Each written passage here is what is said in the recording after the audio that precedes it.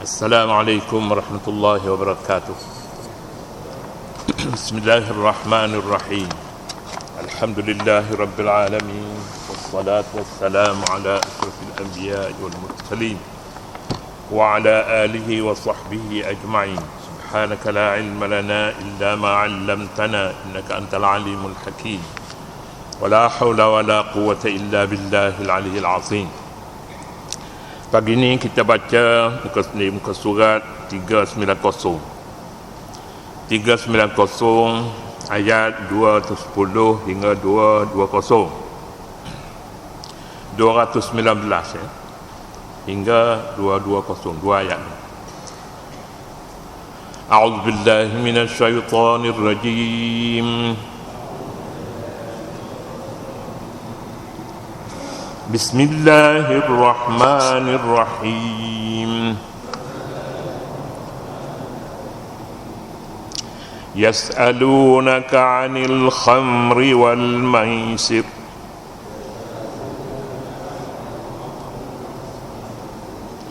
Qul fihima ismun kabir.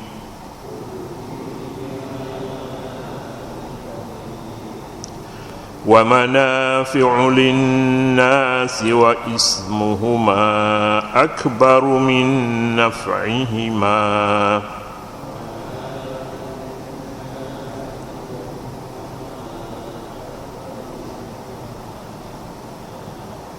وَيَسْأَلُونَكَ مَاذَا يُنْفِقُونَ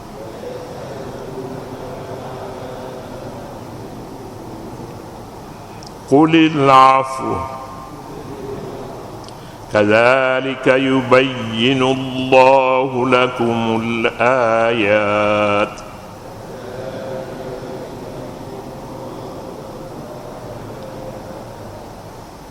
لعلكم تتفكرون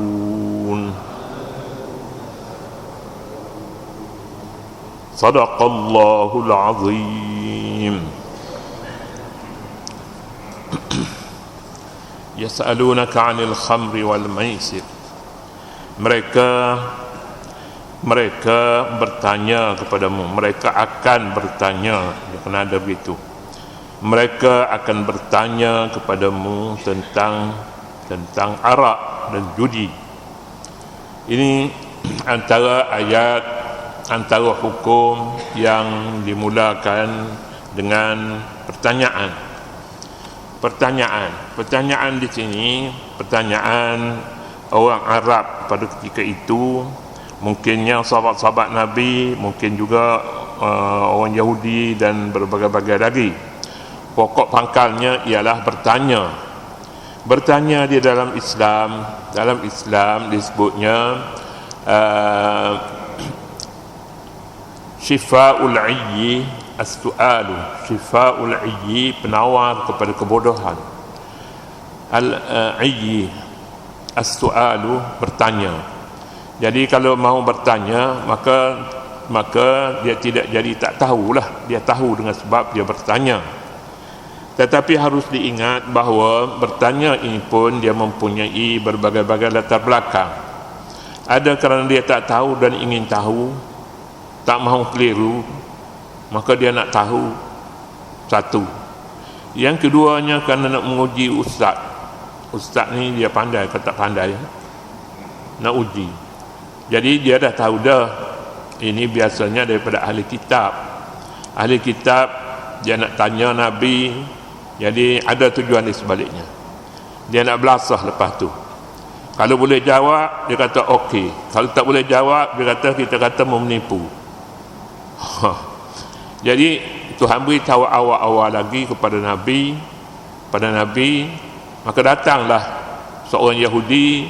Dia ada dalam kitab Yahudi, dalam kitab dia bercakap pasal roh.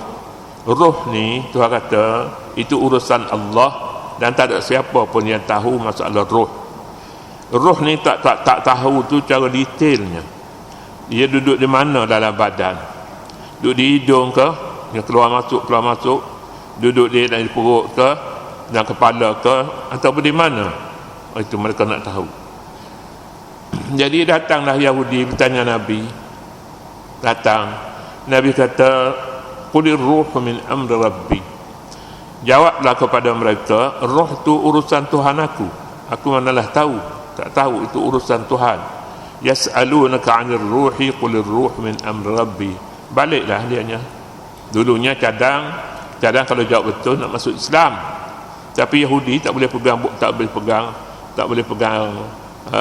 orang kata tak boleh pegang buku. Tak boleh pegang buku. Jadi macam mana? Bila Nabi jawab betul pun, dia berjanji dulu tak jadilah, kata dia. Tak jadilah. Boleh jadi kitab kita tu dia baca dulu lagi. Padahal Nabi tak pernah membaca dan menulis.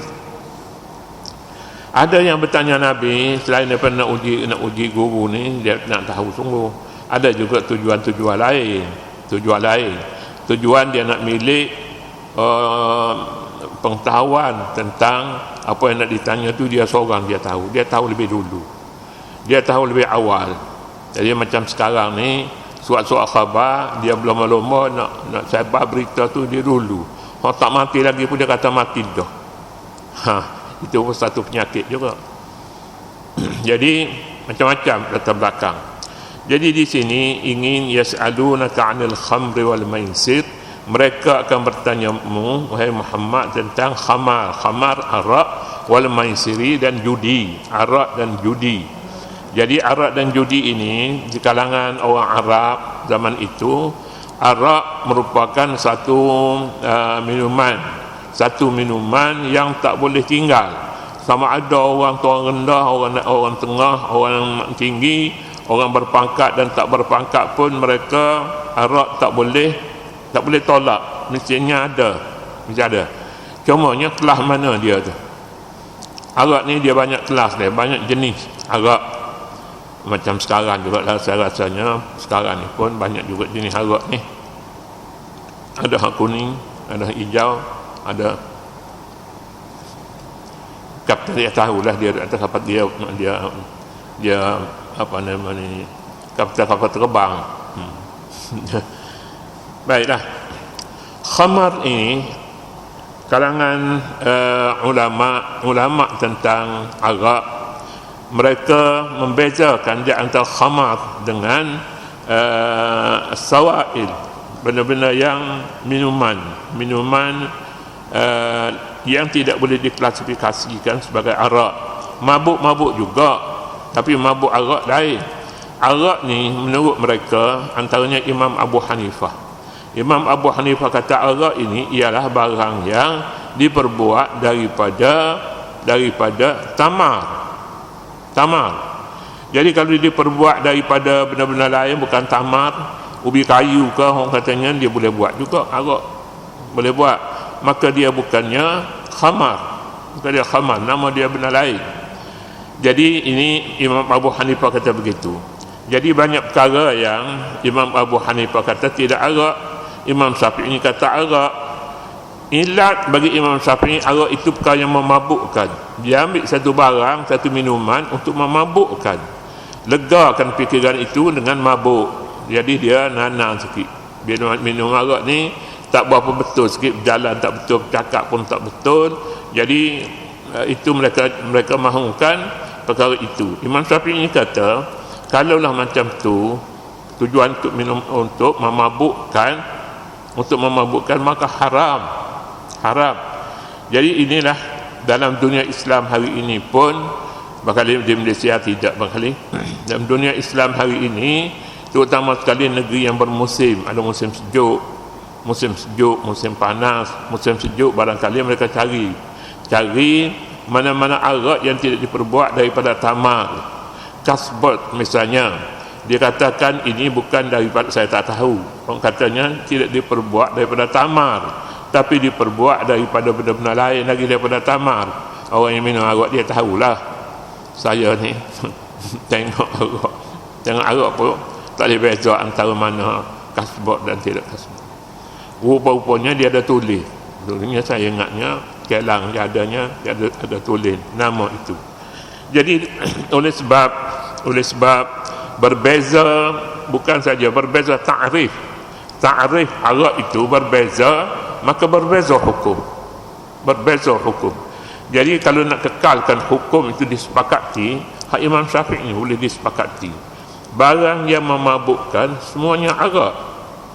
Kalau minum tu tidak nak cari tidak nak memabukkan, tiba-tiba dia mabuk juga. Maka itu bagi Imam Syafi'i haram juga. Pasal dia mabuk. Misalnya dia ada satu jenis barang super ubi, sama dengan ubi, nama dianya gadung. Jadi rendam air dulu sampai berbulan-bulan, kemudian baru mabuk juga kadang-kadangnya mabuk. Dan ada lagi benda yang memabukkan atas disebabkan barang tu tidak dimasak dengan baik, mabuk. Jadi kalau begitunya, kalau ta'rif mana yang itu memabukkan, ambillah apa-apa pun barang, bila kita ambil kita jadi mabuk. Jadi bila jadi mabuk, maka itu arak lah namanya. Imam Syafi'i, saya rasa Imam Syafi'i ini ramai orang boleh setuju. Kalau nak kira barang tu barang diperbuat daripada tamar, maka dia bukan tamar, maka di sana ada peringkat-peringkatnya. Ada peringkat memabukkan dan peringkat yang tak mabuk. Itu jeruk tamar ni. Tamar ni dia ada peringkat-peringkat dia. Ada peringkat tu peringkat cuka, khallu. Dan ada peringkat dia ni peringkat yang khamar. Khamar ini pada waktu dia gila, dia ada tamar gila. Kita selama ni kita kata lembu gila. Ada lembu gila, orang gila. Rupa-rupanya tamar pun ada. Air tamar ni dia waktu dia gila. Waktu dia tak gila, lepas tu dia jadi cuka. Maka cuka tu dah jadi halal lah. Sebabnya dia dah jadi masuk Islam, dia tak mabuk dah.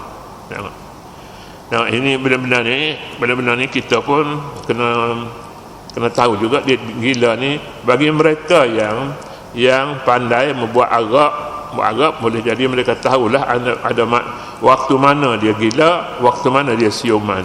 Kalau dah siuman, dia katakan barang tu dah jadi bersih. Bila bersih boleh makan. Kalau tak bersih lagi, waktu dia mabuk-mabuk sikit ya, tak boleh. Baiklah, itu al-khamru. Imam Syafi'i ini kata, bila ta'rif dianya barang itu memabukkan, tak kiralah diperbuat daripada apa-apa pun memabukkan. Kita ambil untuk tujuannya, nak tujuan mabuk, tujuan pening-pening sikit, maka haram dia. Haram. Ambillah apa-apa pun, barangkali makanan kita pun banyak yang begitu. Kadang-kadang buah-buahan pun ada yang mabuk. Barang-barang yang disediakan untuk dibuat arak ada juga waktu dia mabuk. Tak kiralah dia ni daripada buah tamar ke apa-apa pun tak kira. Jadi ini bolehkah kita pakai, nak tanya, bolehkah kita pakai mazhab Imam Abu Hanifah? Imam Abu Hanifah yang mabuk daripada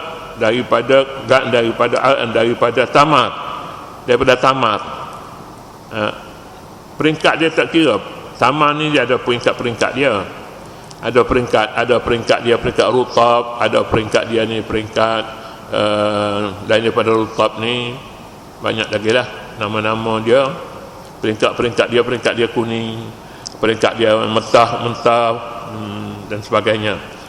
Saya tidak nak pergi situ lah, pasal siapa ini orang Arab dia tahulah mana peringkat mana dia namanya rutab, peringkat mana namanya balah, peringkat mana namanya tamar, peringkat mana namanya karam, kurma orang kita katanya dulu. Orang kita pun cakap kurma dulu. Tamar tu baru lah.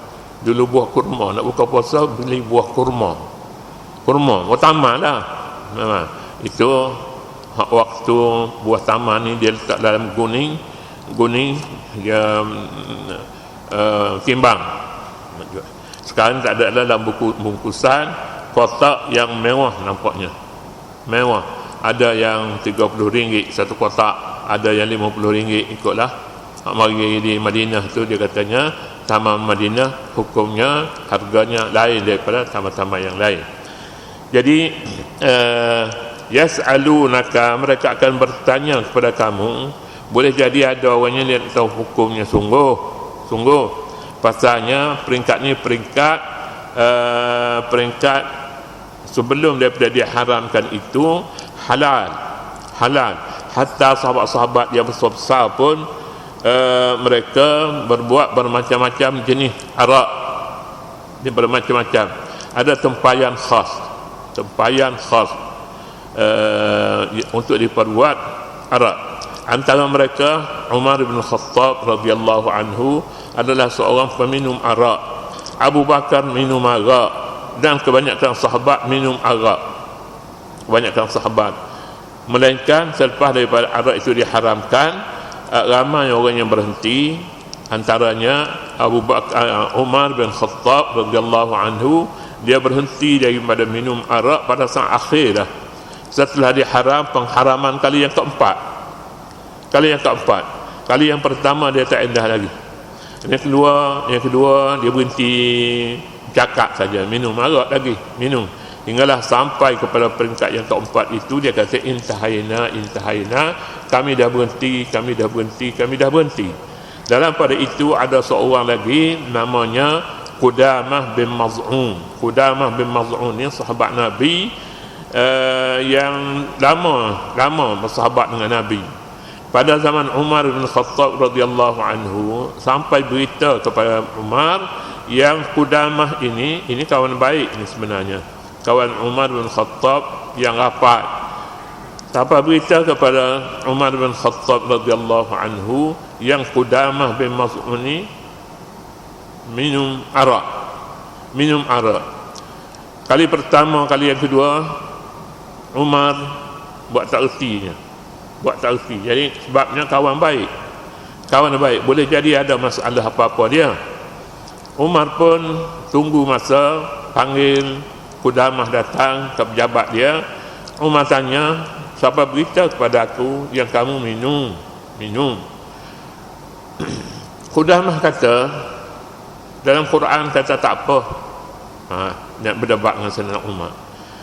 Dia kata laisa 'alal ladzina amanu wa 'amilus salihati junahun fi ma ta'imu idza mattaqaw wa amanu wa 'amilus salihati summa taqaw wa amanu summa taqaw ahsanu. Qudamah bin Maz'un kata, cuba kamu baca ayat. Dia baca, Umar kata kamu faham macam mana? Dia kata Tuhan kata tak kena dosa bila orang tu dia minum arak, dia makan minum apa-apa pun tak kena dosa kalau mereka itu beriman, bertakwa, mereka beriman, berbuat ihsan. Laisa 'alal ladzina amanu wa 'amilus salihati junah. Orang yang beriman dan beramal saleh tak kena dosa. Umar kata mustafsir tak kena.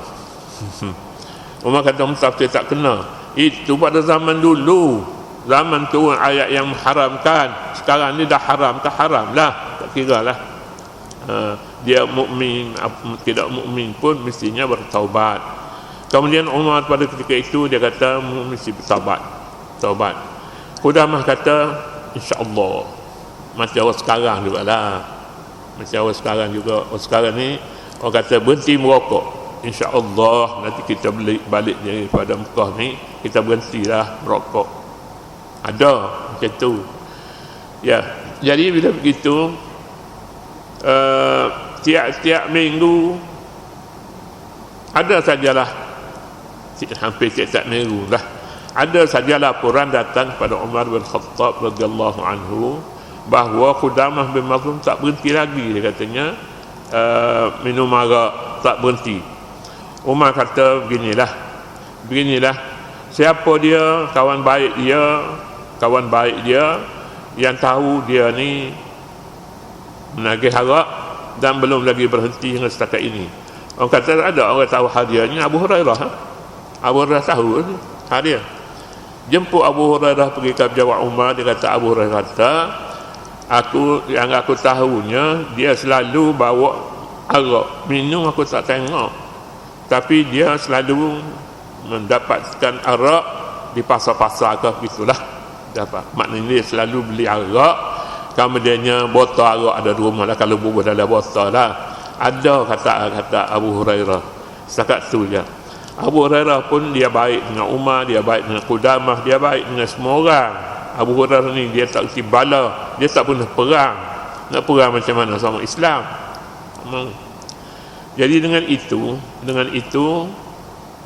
Umar pun dia kata, dan tanya orang lain lagi lah, tanya yang paling tahu dengan dia, orang katanya isteri dia. Tanya isteri dia kata dia minum. Kalau beritahu aku kena sebab dah dia, kena sebab lah, macam sebab dalam hukumnya 80 kali sebatan, 80 kali. Panggil Maz'un kata, aku isap lagi, aku minum lagi arak, kerana arak ni kata dianya hukumnya tidak dilarang. Ayat lalu dia baca ayat tadilah berkali-kali dianya. Laisa 'alal ladzina amanu wa 'amilus salihati junahun fi ma ta'imu idza mattaqaw wa amanu wa 'amilus salihat. Kemudian Qudamah pun terasa hatilah, kawan baik mau makan kawan. Patutnya kata dianya ayat ni semua orang tahu, Umar pun tahu dan semua orang tahu, tidaklah dia besar-besarkan perkara itu. Kemudiannya Umar pun bersetuju untuk disebat. Bila nak dibawa sebat pun bukan sebat ni tinggi ni, tak. Sebat ni dalam fiqh pernah ada menyebutkan, kalau seorang tu dia letak buku di sini, letak buku ni, kemudian dia pegang cemci, dia pegang tokat rotan, dia angkat, benda ni tak jatuh, maknanya tidak kuat lah. Tidak kuat pun sebut kena sebab di rumah kerana minum arak, malu. Jadi itulah dia dulu. Kemudian kalau ada apa-apa lagi kita boleh cakap lagi dah kemudian. Wallahu subhanahu wa ta'ala a'lam. أعوذ بالله من الشيطان الرجيم بسم الله الرحمن الرحيم اللهم ربنا لا تزغ قلوبنا بعد إذ هديتنا وهب لنا من لدنك رحمة أنت الوهاب وصلى الله على النبي الأمي وعلى آله وصحبه وسلم والحمد لله رب العالمين.